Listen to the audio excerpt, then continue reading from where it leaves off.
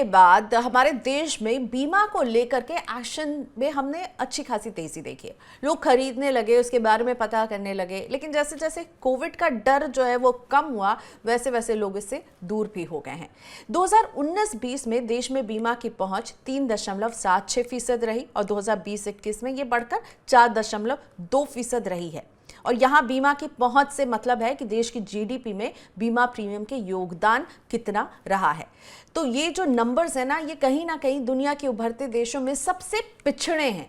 हम बहुत हद तक अंडर इंश्योर्ड हैं। एक ऐसा देश है जहां ज़्यादातर लोग जो हैं बीमा खरीदते नहीं हैं, उसकी अहमियत को समझते नहीं हैं, और इसीलिए बीमा नियामक इरडा लगातार ऐसे कदम उठाने की कोशिश कर रहा है जिससे बीमा लोगों तक पहुंचे, वो आसान बने, लोग इसे खरीदें, इसकी इंपॉर्टेंस को समझे।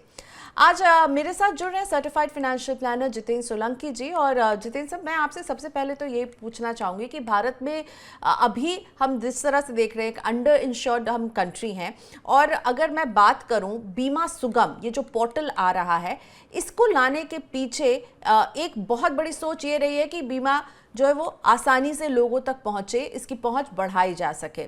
तो इस बीमा सुगम को आप कितना इंपॉर्टेंट स्टेप मानते हैं, और इससे एक पॉलिसी खरीदार की जिंदगी कैसे बदलेगी?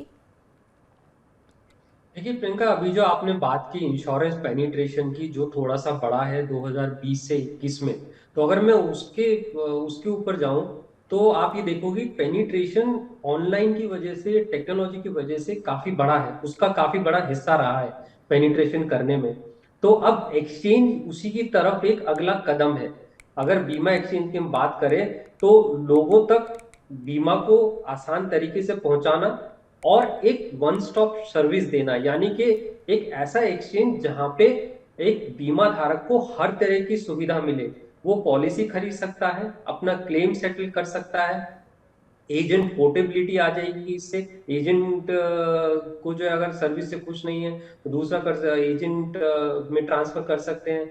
इंश्योरेंस पोर्टेबिलिटी होगी, यानी कि उस वन स्टॉप शॉप पे सब कुछ अवेलेबल होगा। अब क्योंकि हम बाकी फाइनेंशियल प्रोडक्ट्स में जब हम देखते हैं, जैसे म्यूचुअल फंड्स हैं या और दूसरे प्रोडक्ट्स में देखते हैं, तो वन स्टॉप शॉप का एक बहुत बड़ा हिस्सा है इस तरह की पेनिट्रेशन करने में। तो मेरी राय में ये उसी तरफ एक कदम है कि इंश्योरेंस के पेनिट्रेशन को बढ़ाने के लिए, चीजों को आसान करने के लिए, एक ही जगह अगर एक कस्टमर को सब सुविधा मिलेगी तो मेरी राय में इससे पेनिट्रेशन बढ़ने में काफी सुविधा होगी। हम्म। अगर मैं बात करूं कि इरडा ने क्या क्या किया है इस पूरे साल, तो हमने कई सारे स्टेप्स देखे हैं कि ऐसे कदम उठाए गए हैं जिससे कि बीमा कंपनियों को भी आसानी हो, पॉलिसी होल्डर को भी आसानी हो। यूज एंड फाइल जैसा कदम उठाया है, बात की है कि एक ई इंश्योरेंस अकाउंट जिसमें सभी लोग अपने इंश्योरेंस को जो है ऑनलाइन सेव कर पाएंगे। आपको इन कदमों को आप कितना देख रहे हैं, ये ग्राउंड पर कितने सफल साबित होंगे, और इनका ग्राउंड में इनका इम्प्लीमेंटेशन जो है आप वो कैसे देख रहे हैं? क्या आपने देखा है कि कंपनियां जो है यूज एंड फाइल का इस्तेमाल कर रही हैं? क्या ई इंश्योरेंस को लेकर के लोग जागरूक हो रहे हैं? ग्राउंड पर आप क्या देखते हैं? देखिए, जो इंश्योरेंस का जो पेनिट्रेशन कम रहा है उसका एक बड़ा मुख्य कारण था कि जिस तरह का ढांचा हमारे यहाँ पे था उसमें काफी अड़चने थी।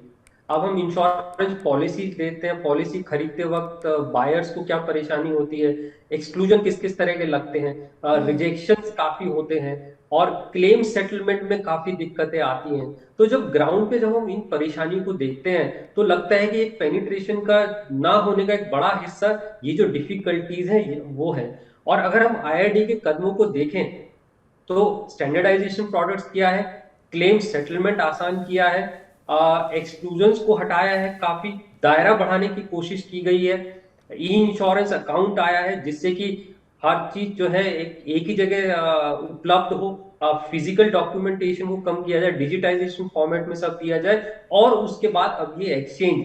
तो जो कदम है वो इसी तरफ है कि बीमा धारक के लिए बीमा पॉलिसी खरीदना आसान बनाया जाए, क्लेम सेटलमेंट्स जो दिक्कतें हैं वो कम की जाए, रिजेक्शन जो ऐसे कारणों से होते हैं जिसको हमने देखा है कि ऐसे कारण आ जाते हैं सामने कि जिसकी वजह से क्लेम रिजेक्शन नहीं होना चाहिए या पॉलिसी रिजेक्ट नहीं होनी चाहिए, तो उनको हटाया गया है। तो ये सारे कदम इसी तरफ किए गए हैं कि जो बीमा है उसका पेनिट्रेशन को बढ़ाया जाए, दायरा बढ़ाया जाए, और वो तभी हो सकता है जब एक बीमा धारक के लिए चीजें उपलब्ध हो, दायरे इसमें ज्यादा हो, ज्यादा से ज्यादा लोगों को बीमा मिले, उनको जो परेशानियां हो रही हैं, हेल्थ इश्यूज है, उसके होते हुए भी उनको हेल्थ पॉलिसीज मिले या लाइफ इंश्योरेंस पॉलिसीज मिले। ये सारे कदम उसी तरफ है। तो एक्सेसिबिलिटी बढ़ाने की कोशिश है, इसे इसमें ट्रांसपेरेंसी लाने की कोशिश है, लेकिन कॉस्ट फैक्टर, मुझे लगता है जितेंद्र से, कॉस्ट फैक्टर बहुत बड़ा होता है। और हेल्थ इंश्योरेंस कंपनियां जो हैं वो हर जो है 6 महीने से लेके 1 साल में बीमा की कॉस्ट बढ़ा देती हैं, प्रीमियम बढ़ा देती हैं। क्या बीमा सुगम पोर्टल इस चीज़ को भी वॉच करेगा? क्या वहाँ पर कॉस्ट के फ्रंट पर भी कस्टमर्स को कुछ सहूलियत, आसानी मिलेगी, या फिर ये जो उनका तर्क संगत है इस तरह से उनका प्रीमियम बढ़ाना? जी देखिए, आप बीमा अगर हेल्थ इंश्योरेंस को ही लेते हैं तो आप ये देखो कि एक किसी इंडिविजुअल की लाइफ में जो 60% हेल्थ एक्सपेंसेस होते हैं वो ओपीडी एक्सपेंसेस होते हैं। आज अगर कोई हेल्थ इंश्योरेंस लेने जाता है तो उसको ओपीडी पॉलिसीज बहुत कम मिलती हैं या बहुत महंगी मिलती हैं। अब ये शुरुआत हुई थी कि कुछ फिनटेक कंपनी आई, कुछ टेक्नोलॉजी बेस्ड ओपीडी इंश्योरेंस को लाया गया, लेकिन उनकी सस्टेनेबिलिटी अभी एक क्वेश्चन मार्क है। तो अब इस वजह से जो है हेल्थ इंश्योरेंस केवल हॉस्पिटलाइजेशन एक्सपेंसेस तक सीमित रह गया है, और यही वजह है कि पेनिट्रेशन जो है वो कम है।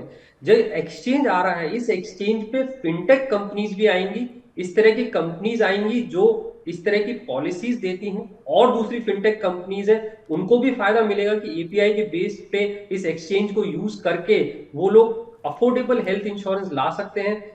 मेरा ये मानना है कि इस एक्सचेंज के आने से कुछ सब्सिडाइज हेल्थ इंश्योरेंस पॉलिसीज भी आ सकती हैं।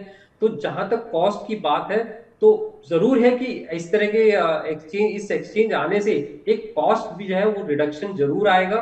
तो और अफोर्डेबल हेल्थ इंश्योरेंस जो है, और या अफोर्डेबल किसी भी तरह का इंश्योरेंस है, उसमें प्रीमियम का रिडक्शन आप देख सकते हैं। और जैसा मैंने कहा कि जहां पे लोगों को पॉलिसीज अवेलेबल नहीं है, और जो स्टार्टअप्स फिनटेक कंपनी जो लेके आ रही थी इंडियन मार्केट में, उनको जरूर बहुत बढ़ावा मिलेगा इससे। और अगर उनको बढ़ावा मिलता है तो हम उम्मीद कर सकते हैं कि अफोर्डेबल इंश्योरेंस वो अवेलेबल होगा इंडियंस को। अभी तो अफोर्डेबल नहीं है, इसलिए मेरा ये सवाल है आपसे कि जब कोई हेल्थ इंश्योरेंस खरीदता है तो किन बातों का ख्याल रखे, और क्या कॉस्ट, किस बात के लिए वो तैयार है कि हर साल उसकी कॉस्ट बढ़ेगी? मैंने एक बार, जैसे अगर हम टर्म इंश्योरेंस खरीदते हैं तो एक जो हमारी शुरुआती प्रीमियम होती है वो पूरे टर्म तक चलती है, लेकिन हेल्थ इंश्योरेंस में तो शायद ऐसा नहीं होगा। तो मुझे क्या हर साल कुछ एस्केलेशन के लिए, जब भी मैं उस हेल्थ इंश्योरेंस को रिन्यू करवाऊंगी, तैयार रहना होगा? देखिए, कोई भी हेल्थ इंश्योरेंस पॉलिसी लेता है तो उसे एक बात का ध्यान रखना चाहिए कि इन्फ्लेशन फैक्टर आपके हेल्थ इंश्योरेंस प्रीमियम में भी आएगा। हाँ, हो सकता है 7% एनुलाइज ना हो, 2.5% एनुलाइज हो, यानी कि 2 साल में 5% का इंक्रीज आप देख सकते हैं। इफेक्टिवली अगर आप देखें तो हेल्थ इंश्योरेंस में ब्रैकेट बनता है, हर 4 साल के ब्रैकेट में प्रीमियम इंक्रीज होता है। तो अगर मैं उस इंक्रीज को देखूं तो हो सकता है 5% का इंक्रीज आप अपने हेल्थ इंश्योरेंस प्रीमियम में देख सकते हैं। तो अब उसके साथ फीचर्स भी बढ़ते हैं, लेकिन प्रीमियम कॉस्ट जरूर बढ़ती है। तो कोई भी हेल्थ इंश्योरेंस लेता है उसको ये जरूर ध्यान रखना चाहिए कि ये प्रीमियम कांस्टेंट नहीं है, ये इंक्रीज होगा। कई बार कोविड जैसी सिचुएशन में हमने देखा है कि कोविड के बाद काफी हद तक हेल्थ इंश्योरेंस प्रीमियम बढ़ाए गए, और राइट। काफी अच्छा स्टीप इंक्रीज भी किया गया। तो ऐसे भी सिनेरियोज आ सकते हैं। तो हेल्थ, क्योंकि हेल्थ इंश्योरेंस एनुलाइज पॉलिसी होती है, life insurance long term contract होता है, 20 साल 25 साल।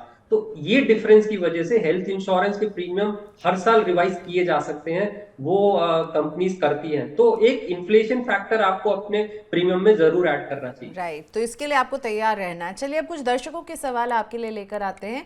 शालिनी सिंह का ये सवाल है। शालिनी बता रही हैं कि उनकी 2 साल पहले ही शादी हुई है, बच्चे के लिए वो प्लान कर रहे हैं, अभी उनके पास कोई बीमा नहीं है, मटर्निटी बीमा कवर वो लेना चाहती हैं, ये कवर कैसे खरीदा जा सकता है?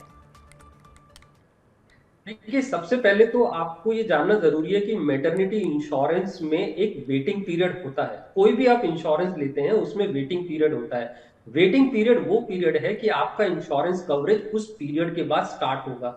मैटरनिटी इंश्योरेंस कवरेज में 9 महीने से लेकर 6 साल तक का वेटिंग पीरियड हो सकता है। ज्यादातर इंश्योरेंस कंपनीज में हमने देखा है कि 2 से 3 साल मिनिमम वेटिंग पीरियड होता है। यानी कि अगर आप मैटरनिटी इंश्योरेंस लेना चाहते हैं तो आपको 3-4 साल पहले प्लान करके पॉलिसी खरीदनी होगी, जिससे कि जब आप उस स्थिति में पहुंचे तो आप जो है उस कवरेज से आप अपने मैटरनिटी एक्सपेंसेस को क्लेम कर सकें। लेकिन अगर जैसे इन्होंने कहा अगर ये अगले 1-2 साल के अंदर प्लान कर रहे हैं तो हो सकता है इनको वो पॉलिसी ना मिले, वो कवरेज अभी ना मिले, क्योंकि जैसा मैंने कहा कि वो वेटिंग पीरियड के बाद ही कवरेज होगा।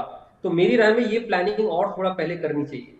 ठीक है, तो ध्यान रहे जो भी मैटरनिटी कवर लेना चाहते हैं उसमें भी आप उसके इस क्लॉज को देख लें कि उसमें कितना वेटिंग पीरियड जो है वो कंपनी आपको दे रही है। सुदीप्तो बंदोपाध्याय का सवाल लेते हैं। सुदीप्तो जी हमसे पूछ रहे हैं कि ई इंश्योरेंस अकाउंट कैसे काम करता है, क्या मेरे और बच्चों के हेल्थ, लाइफ और ऑटो इंश्योरेंस इसमें एक साथ रखे जा सकेंगे? अभी ये खोल सकते हैं क्या ई इंश्योरेंस अकाउंट? देखिए, आपने अगर कोई पॉलिसी नहीं भी ली है तब भी आप ई इंश्योरेंस अकाउंट खोल सकते हैं। ई इंश्योरेंस अकाउंट एक डीमैट अकाउंट की तरह हो गया, सब कुछ डिजिटाइज फॉर्म में होगा। इसमें जो भी आपकी इंश्योरेंस पॉलिसीज हैं वो इलेक्ट्रॉनिक फॉर्म में स्टोर होंगी और जिसको आप कभी भी किसी भी टाइम एक्सेस कर सकते हैं।